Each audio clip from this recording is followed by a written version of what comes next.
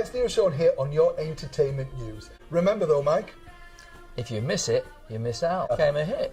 as a songwriter, producer, arranger, everything, when you meet an artist, and we won't name names, but when you work with people, is it always a bit cringy when you think, they're not a particularly great singer, but you've written wonderful songs? I always, one of my heroes is, as I said, Mike Stott, the record producer. Yes. And I always thought it was amazing that, he never flinched when anybody wasn't a great singer. And I used to think, it must be annoying when you've got a great song, though, and then by whatever hook you're forced to write it with, or it is. You know what Yeah, I mean? that's. I mean, as I say, with the new edition, it was very difficult. Eventually, having to decide to put my own voice on it because I couldn't find anyone. Yeah. I could have made them sound great by spending about 6 days doing the voices and dropping in each syllable. Yeah. And these days, it's even easier with auto-tune and everything like that. But I haven't got the patience. I like to work quickly. I like to do the arrangement. An arrangement will take me overnight or 2 days. It won't take me 2 weeks. Oh, wow. So I even if it's very intricate and very big orchestra, I like to work quickly, and I like a result. I like the excitement and the deadline. Yeah. So when I'm with a singer who requires like really endless attention, I sort of tend to nod off slightly while I think can we do a 56th take on that one, please? And then Well, you want it fresh, don't you? Yeah. The energy in the voice is... Yeah. For example, you talk of Mike Stock, who is a wonderful record producer, but he has great patience, where I don't.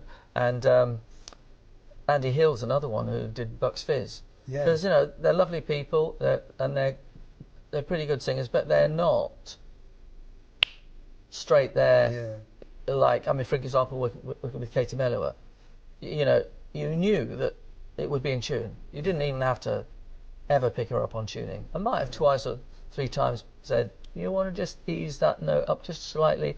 I might say, try it with more vibrato.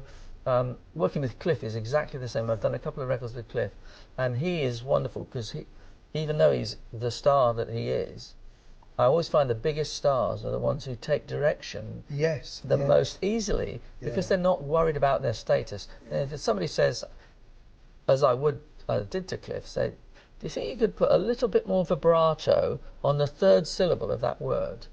And he'd go, yeah, I'll try that. And not only did he try it, but he could do it. He had that much control. And That must be lovely for you, as the producer and writer, because you kind of think, oh gosh, I know what I can do with this guy.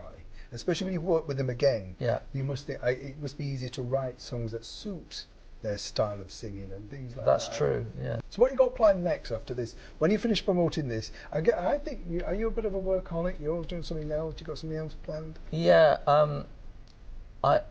I'm always thinking about the next thing because I've really, as you get that little bit older, you've got less time in which to achieve all the things you want to do.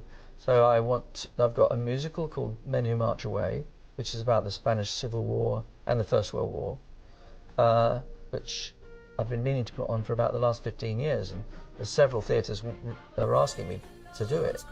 So I'd like to get that on. I'd like to bring my Hunting of the Snark musical.